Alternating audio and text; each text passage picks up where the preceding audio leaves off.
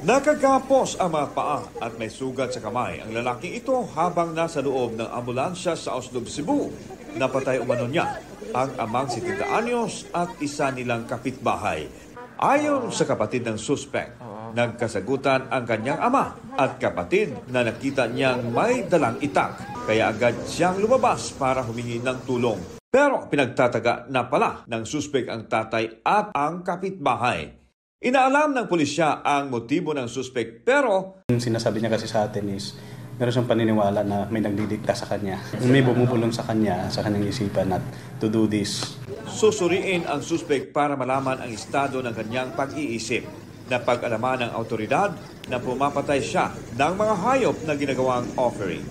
Alan Domingo ng GMA Regional TV nagbabalita para sa GMA Integrated News.